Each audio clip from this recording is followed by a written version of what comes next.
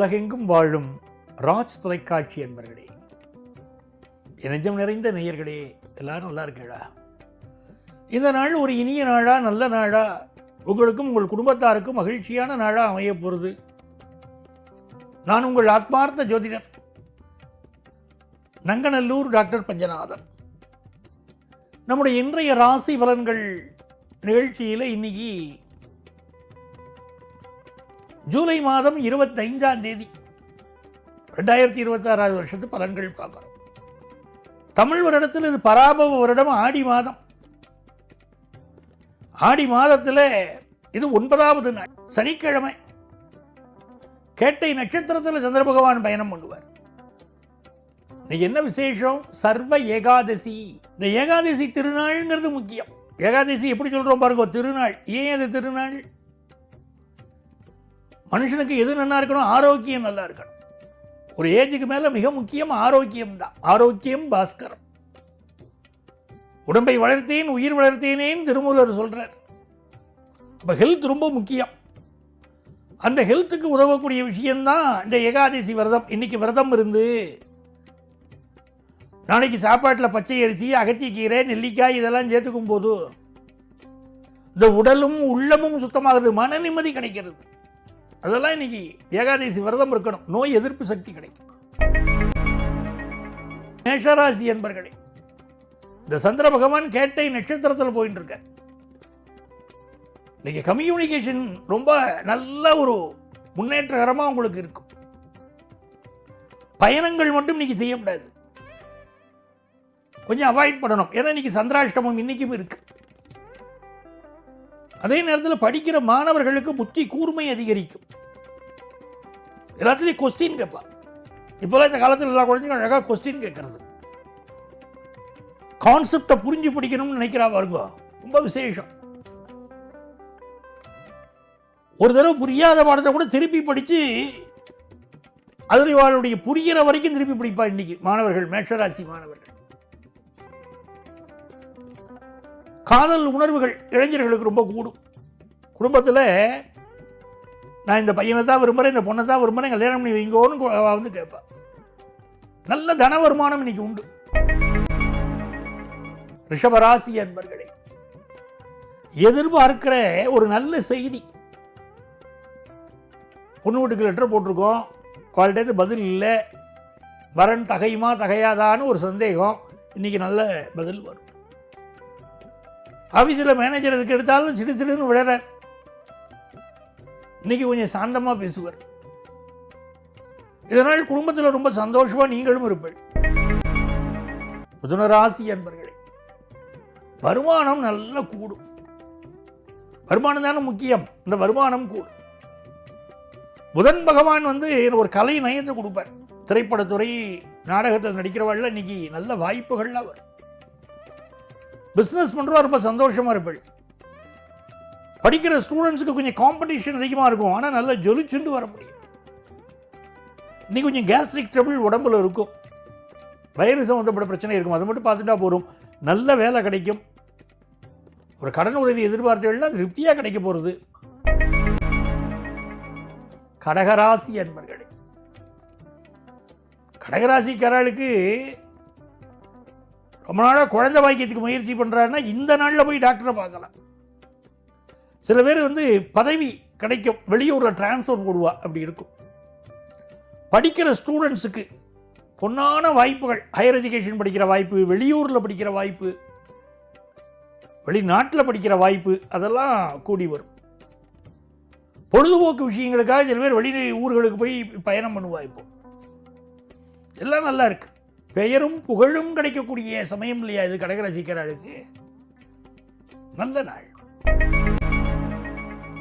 சிம்மராசி என்பர்களே, சிம்மராசிக்காரர்களுக்கு அந்த சூரிய பகவானே உங்களுக்கு அனுக்கிரகமாக இருக்கார். வெளிநாட்டு யோகத்தை கொடுக்குறார். ஒரு ராசிக்கு அதிபதி மறைஞ்சிட்டார்னா உடனே நெகட்டிவ்னு சொல்லக்கூடாது, அதை எப்படி பாசிட்டிவாக மாற்றிக்கலாம்னு பார்க்கணும். ராசிக்கு அதிபதி 12ல் உட்கார்றார் அப்படின்னா அதை வெளிநாட்டு பயணம் செய்யணும், வரக்கூடிய பல பிரச்சனை செய்யணும், வெளியூர் பயணங்கள் செய்யணும்.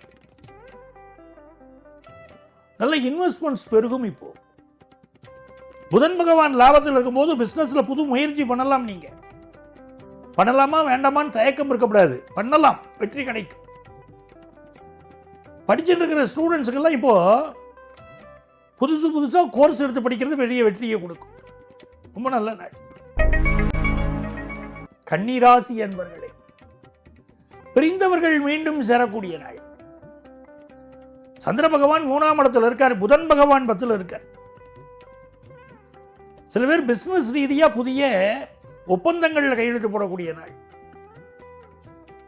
படிக்கக்கூடிய ஸ்டூடெண்ட்ஸுக்கு படிப்பு அபரிமிதமான ஒரு வளர்ச்சி கொடுக்கும். அக்கம் பக்கத்து வீட்டோட பல பேருக்கு ஒரு கருத்து மாறுபாடு இருந்துட்டு இருக்கும். அக்கம் பக்கத்து வீட்டோட உறவுகள் சரியில்லை வச்சுக்கோங்க. நம்ம வீட்டில் என்ன பண்ணணும், சாமந்தி பூ வைக்கணும், ஜாதி மல்லி வளர்க்கணும். இது வளர்த்து கோவிலில் கொண்டு போய் கொடுக்குறோம் வச்சுக்கோங்க. அந்த செடிகள் வச்சு பக்கத்து வீட்டோட நமக்கு நல்ல உறவுகள் வந்துடும். சொந்தக்காரோட உறவு சரியில்லைன்னா கூட அப்படி பண்ணி பாருங்க. ஜாதி மல்லியும் சாமந்தியும் வீட்டில் வளர்த்து கொண்டு போய் கோவிலில் கொடுங்க. செடி வளர்த்து பூ பறித்து கோவிலில் கொண்டு போய் கொடுங்க, உறவுகள் மலரும். இது ரொம்ப நல்ல நாள். கன்னிராசிக்காரர்களுக்கு வருமானம் உயரும். துலாம் ராசி என்பர்களே, துலாம் ராசிக்காரர்களுக்கு தொட்டதெல்லாம் தொடங்கும். புதன் பகவான் 9ஆம் இடத்துல புதன் பகவான், 10ஆம் இடத்தின் அதிபதி சந்திரன் 2ல். நல்ல வேலை கிடைக்கும், கான்ட்ராக்ட் பேசிஸ் ஜாப் கிடைக்கும். வெளிநாட்டில் வேலைக்கு முயற்சி பண்ணினா அது அமையும். இந்த கல்யாண பேச்சுவார்த்தைகள்லாம் இப்போ நடந்துட்டு இருக்கும். மாணவர்கள் ஹையர் எஜுகேஷனில் ரொம்ப ஆர்வமாக ப்ரிப்பேர் பண்ணுவா. இப்போ இதெல்லாம் ரொம்ப நல்லா இருக்கு. கிரகநிலை நல்லா இருக்கு, நல்லா இருப்பீள்.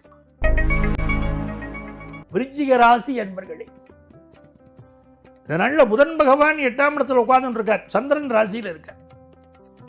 பிஸ்னஸில் முடிவு எப்படி எடுக்கலாமா அப்படி முடிவு எடுக்கலாமான்னு ஒரு குழப்பம் இருக்கு. சில பேருக்கு இந்த பிஸ்னஸ் இன்னைக்கு பண்ணுவோமா வேண்டாமான்னு கூட எண்ணம் இருக்கு. தைரியமாக பண்ணலாம். மனசை கொஞ்சம் ஃப்ரீயாக வச்சுட்டு பண்ணணும். வெல்விஷர்ஸ் கொடுக்கக்கூடிய அட்வைஸை காதில் வாங்கணும். வாங்கினா தான் உங்களுக்கு நல்லது. சில பேர் அடுத்த என்ன சொன்னாலும் கேட்க மாட்டான். காது கொடுத்து கேட்டேன்னா இன்னைக்கு உங்களுக்கு வெற்றி தான். எல்லா வகையிலும் வெற்றி நிறைந்த நல்ல நாள் விருச்சிக ராசிக்கு. வருமானம் நல்லா வரும். தனுசு ராசி என்பர்களே, இதனால் சில பேர் வெளிநாட்டில் தொடர்புடைய பிஸ்னஸ் பண்ணலாம். எக்ஸ்போர்ட் பிஸ்னஸ் முயற்சிகள் பண்ணலாம். மல்டிநேஷனல் கம்பெனியில் வேலைக்கு ட்ரை பண்ணால் கிடைக்கும். படிக்கிறதுக்காக ஃபாரின் போகணுங்கிற முயற்சியும் ஜெயிக்கும். ஆகச்சிறந்த நாள். மகர ராசி என்பர்களே, வருமானம் கூடுகிறது, சுப செய்திகள் கூடி வருது.